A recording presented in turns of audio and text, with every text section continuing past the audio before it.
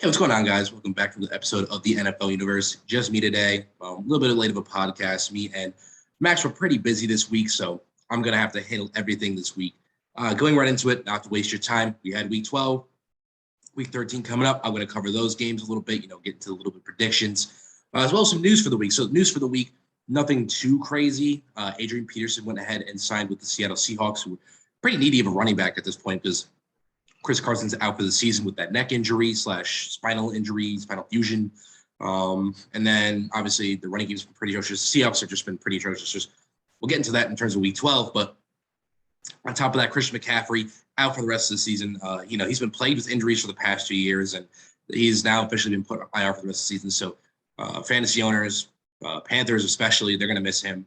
I'm sure if Christian McCaffrey takes some time off, really settles that injury, and really gets back to full health, it's going to be a huge difference. He's going to be able to play like he used to be able to play, and he'll be healthy for time to come. So I think it's good that, they put the brakes on now. Don't derail his career. Let him get healthy as long as he needs to. So with that being said, going to week 12, I'm going to skip over a couple of games here. Some of these games are pretty meaningless. As the first one, Bears-Lions, right? Bears, not a great team. Lions, a horrific team. Lions just won 16-14. The Lions moved to 0-10-1. They're shooting for the first pick. I don't think there's a way in hell that they don't get the first pick at this point. But Bears moved to 4-7. They're out of the playoffs too. Neither team is overly impressive. With that being said, we had Raiders-Cowboys. This was actually a fantastic game. The Raiders topped the Cowboys in an overtime thriller, 36-33. Dak Prescott, 373 yards, 1 touchdown, 24 for 39 passing. Dak Prescott doing his usual. Nothing spectacular in terms of touchdown numbers, but passing yards, his ability to control the game was very important here. Obviously, had no interceptions, very big. Sorry, I'm going over Derek Carr. Let me correct myself. I don't know why I said that. Little brain fart there. But moving on from there, we had Josh Jacobs, 22 carries, 87 yards, and a touchdown. Solid game out of Josh Jacobs. He's been pretty solid since he's returned a couple weeks ago. Hunter Renfrow has been, again, BMAX talking a little bit here and there, but one of those more underrated receivers throughout this year. Had 134 yards, and then you had Deshaun Jackson with 102 yards on one touchdown. Obviously, this was Thanksgiving. He had that really big play down the sideline. It was actually the most watched football game, I think, in NFL history in terms of Thanksgiving or something like that. So this is a really fun game to watch. Darren Waller goes out with an injury, which means Fabian Moreau is going to start this week, probably a tight end for the Raiders. So waiver wire pickup. We'll see how that turns out with Waller in terms of longevity, in terms of that injury. But going from there, Dak Prescott on the other side of things, 375 yards and 2 touchdowns. I remember he had a very similar stat line, so made that mistake. 47 attempts, 32 completions. Pretty good game by him. Again, Dak Prescott, Derek Carr, both really solid quarterbacks this season. I mean, the quarterback play in the NFL is really good this season. Nobody's really stood on top of the mountain like that, like Patrick Mahomes from last year. But in terms of the quarterback play, it's been very, very good. No complaints. A lot of mediocre to good guys. So Tony Pollard was leading rusher, which I found interesting. Zeke has kind of taken a back seat. Pollard had 36 rushing yards, and then Zeke had 25 with a touchdown. Gallup had 106 yards in this game. Wilson had 104. Obviously, CeeDee Lamb was out for this game, as well as Amari Cooper. So I'm sure the Cowboys will be looking to get them back as they make their final playoff push. Cowboys moved to 7-4 with this one. I'm not overly concerned. They're still going to win that division. The NFC East is horrible. And in terms of the Raiders, their division is pretty much up for grabs. Chargers, Chiefs, they're all around the same area. So who wins the division? I don't know. It's looking like Chiefs. Don't get me wrong. It's looking like Chiefs. But, the Raiders winning this one is huge. That keeps them in contention, even for maybe a wild card spot. Moving on from there, also Cowboys defense. Just wanted to note, Parsons had a sack. Again, Parsons shoe-in for defensive rookie of the year at this point. And he didn't have a sack. Rather a interception from Trayvon Diggs, who I believe is still the leading interceptor for the NFL at this point. Next game from there, we had Bills Saints, complete blowout, 31-6. Bills really needed this one. They moved to 7-4. Saints moved to 5-6. Saints, I don't think they're really in playoff contention at this point. It's kind of a throw up, especially with Buccaneers. The Buccaneers doing as well as they are. With that being said, the Bills, obviously, they needed this win. They lost the division lead to the Patriots as of last week, but this one's going to help get them back. Next game, Bengals Steelers. Sorry, Max, if you're going to watch this at some point, but I was right. The Bengals take the division series between the Bengals and the Steelers for the first time in about a decade. Bengals won this one 41-10, a complete blowout. Bengals win are now 7-4. Steelers are 5-5-1. Ben Roethlisberger, 1 touchdown, 2 interceptions, 263 yards. It's clear as day. Ben Roethlisberger's time in the NFL needs to come to an end. It's going to be very important for them to move on from him as soon as possible. Harris was held to 23 yards, which is a huge part on that Bengals defense having such a fantastic game. If you can hold Najee Harris to 23 yards, which is at this point 70% of the Steelers' offense, then you're going to win that game probably the Steelers. Nathan Johnson, 95 yards receiving. Claypool with 82 yards receiving. Again, both were solid receivers for the Steelers there. Typical games for them. Joe Burrow, 1 touchdown, 1 reception, 190 yards. He did what he could in this game. Joe Mixon had a fantastic game here, 165 yards, 2 touchdowns. Huge game from him. T. Higgins, 114 yards and a touchdown was a fantastic game for him. Jamar Chase held to 39, but again, T. Higgins really stepping up. I just love that combo between T. Higgins and Jamar Chase. And, I think the Steelers are kind of falling back in the division. They're going to have to reroute that offense to see how they do it in this offseason. But if they don't address the Ben Roethlisberger situation, they're going to fall behind teams like the Bengals in their division without a doubt. And you still got Ravens, who are obviously very solid, and the Browns. It's a tough division, 100%. Moving on from there, Dolphins, Panthers. Me and Max were both wrong about this one. Cam Newton had an abysmal game. Was benched about halfway through, 92 yards on 5 for 21.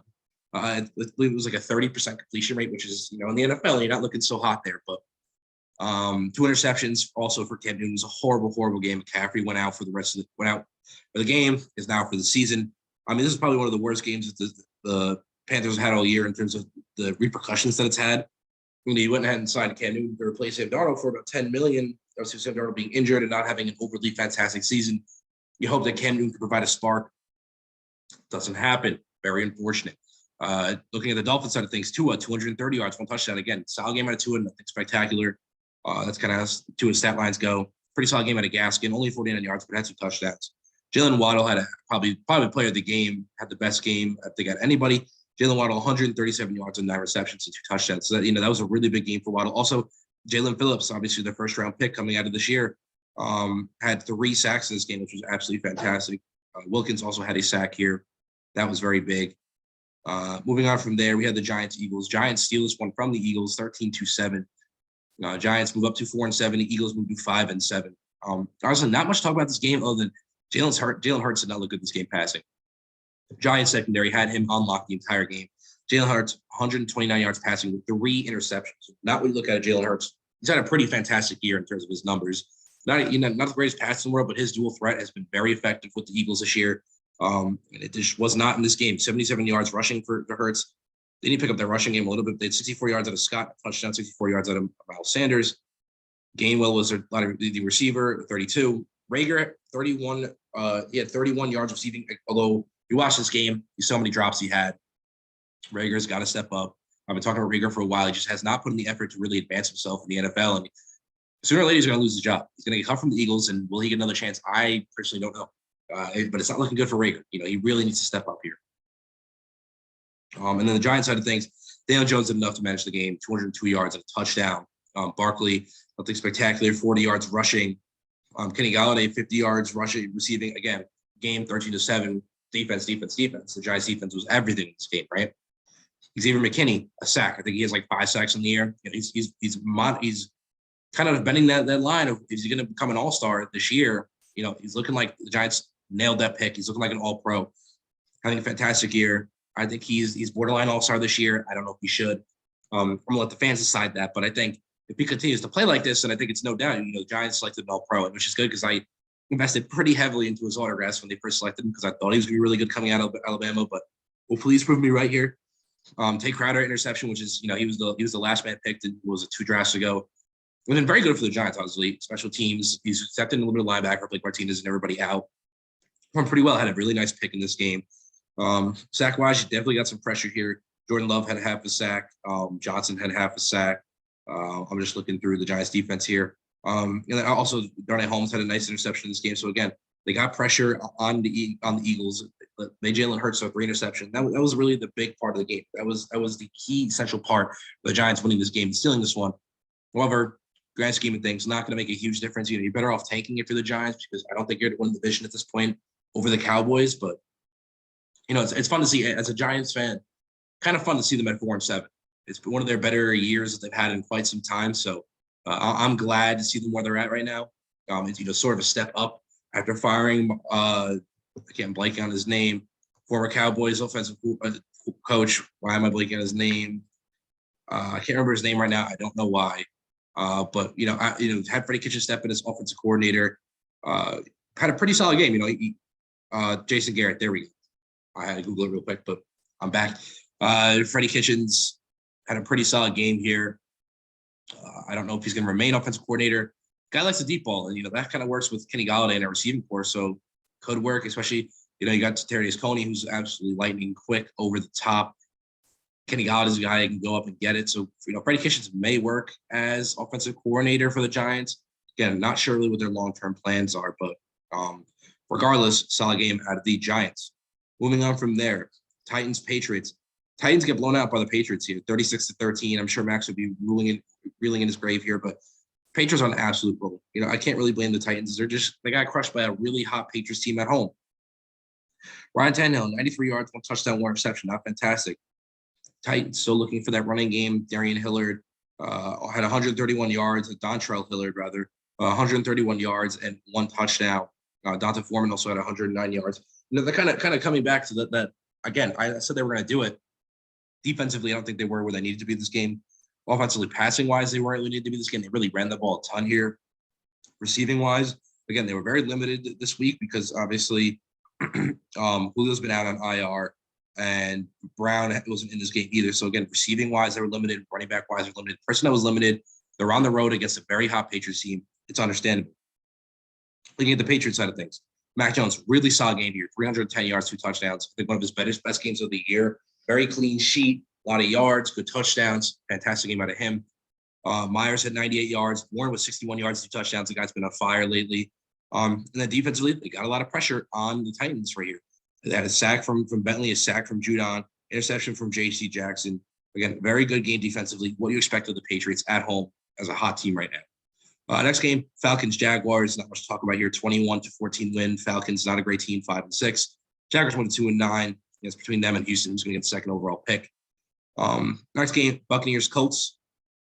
Again, Colts have been very hot because, as we all know, Jonathan Taylor in the running for MVP at this point has been very fantastic and really made that offense explode.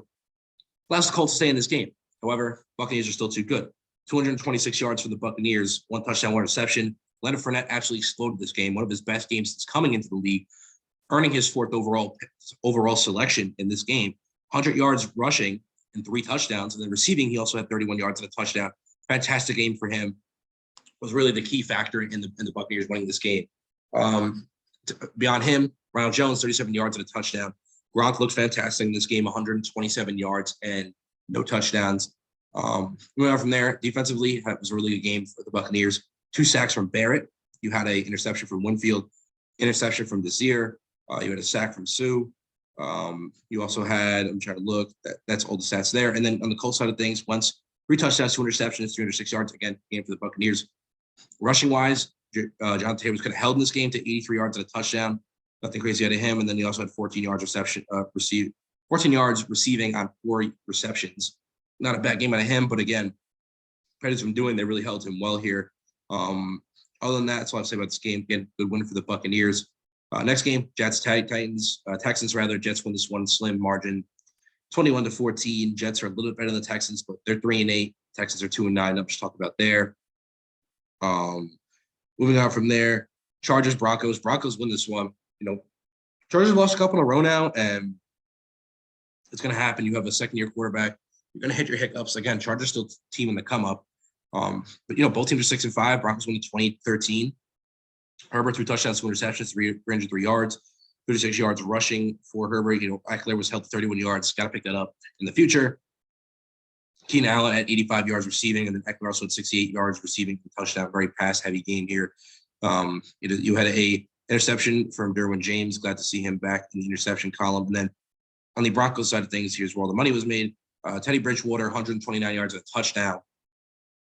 You had a touchdown from Williams, who's Devontae Williams is really taking over that running back spot. I think at the end of the year, you're going to see probably Melvin Gordon depart from this Broncos team as a result of him.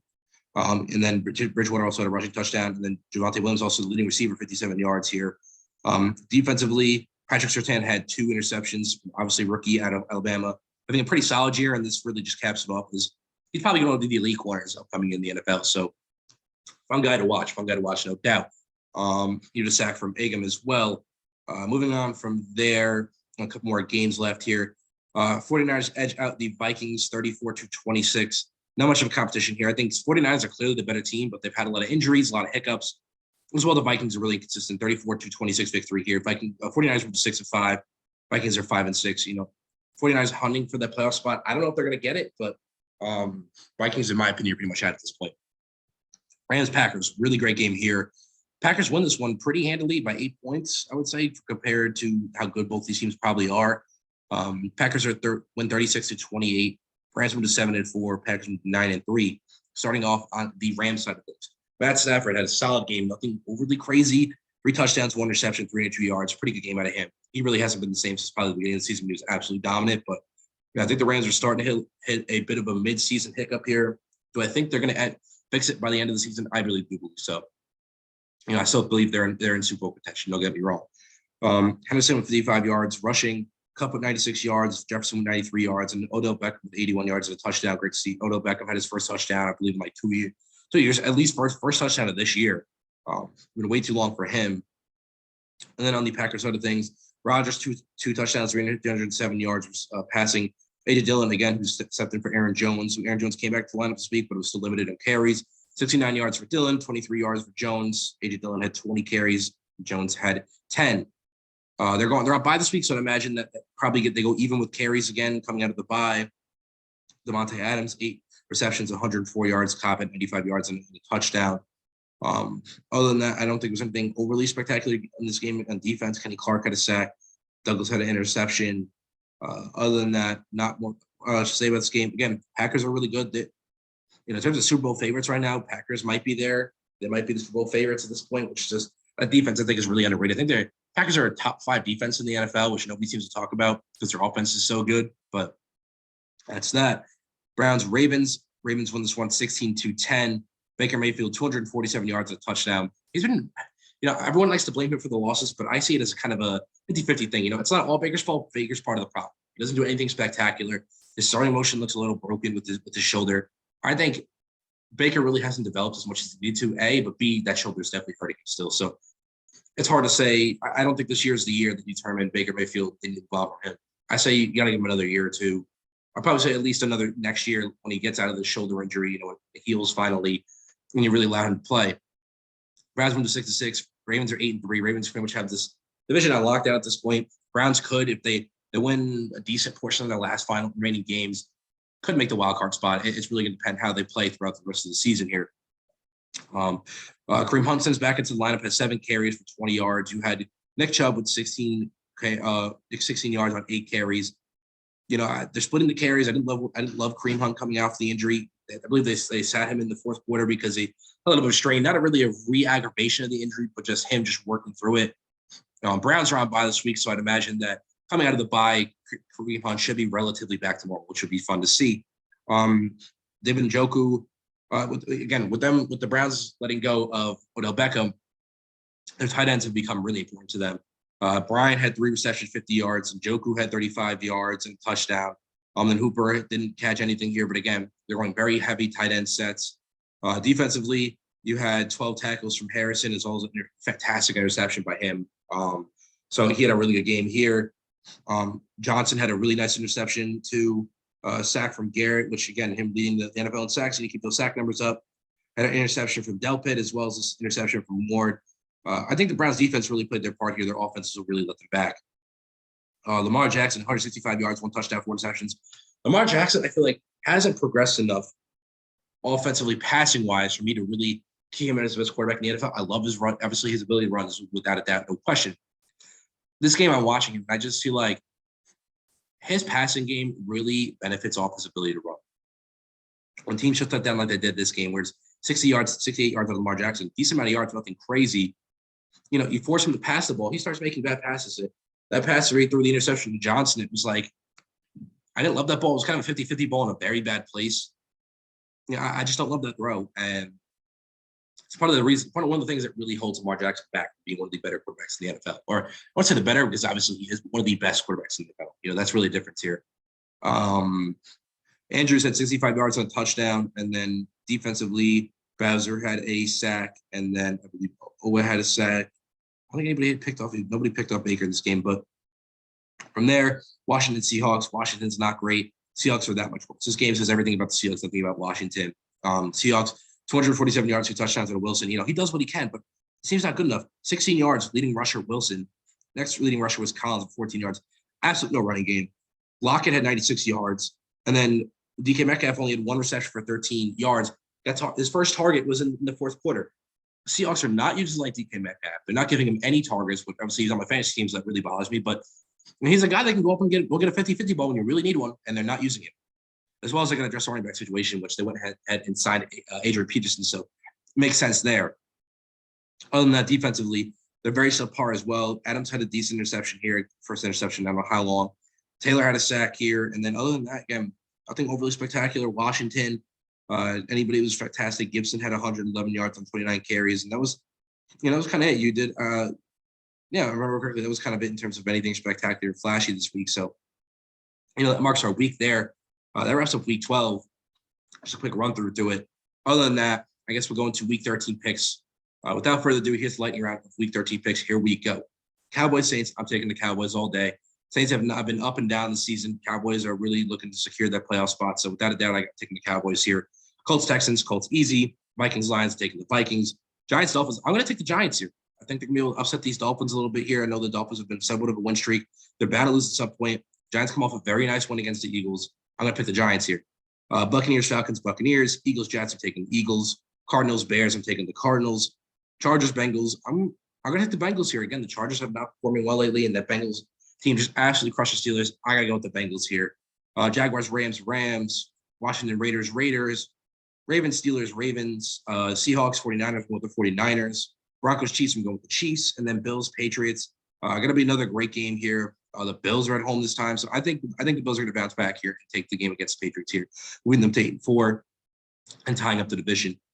With that being said, I hope you guys enjoyed this episode of the podcast. Very quick one. Had to fit this one in real quick. I'm pretty busy. Obviously, Max couldn't join me. Other than that, hope you guys enjoyed. See you guys next week.